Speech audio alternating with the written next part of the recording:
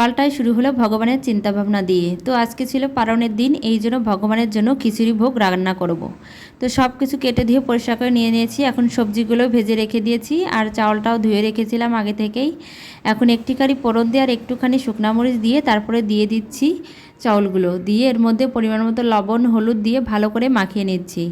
আসলে ভগবানের জন্য কোনো কিছু করতে পারলে না ভীষণ ভালো লাগে। অনেক দিনই এরকমভাবে খিচুড়ি রান্না করে ভগবানকে ভোগ নিবেদন করি না, এই জন্য আজকে মনে করছি যত বাধাই আসুক না কেন আজকে কিন্তু করবই।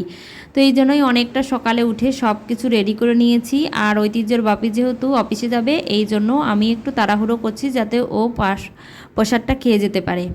তো ওই যে ঝোল দিয়ে দিয়েছি, এরপরে কিন্তু আমার খিচুড়ি রান্নাটা একদম হয়ে গেছে।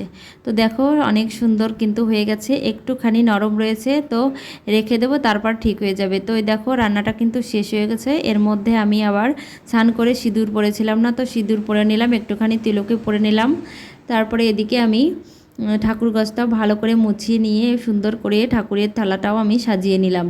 তো দেখো সাথে ছিল মিষ্টি কুমড়া ভাজি আর আলু ভাজি। তো তারপরে গোপালকে স্নান করিয়ে দিলাম, দিয়ে ড্রেস পরিয়ে বসিয়ে দিলাম। এরপর সব পুজো পার্বণ শেষ করে ফেললাম। তো দেখো সব কিছু একদম রেডি করে নিয়েছি, আর সাথে একটুখানি ফল প্রসাদও দিয়েছিলাম। ঐতিহ্যের বাবু খেয়ে চলে গেছে, তারপরে আমিও কিন্তু বসে পড়েছি প্রসাদ পেতে। তো কে কে একাদশী পালন করেছেন অবশ্যই কমেন্টে জানাবেন। আর ধন্যবাদ সবাইকে, ভালো থাকবেন সবাই।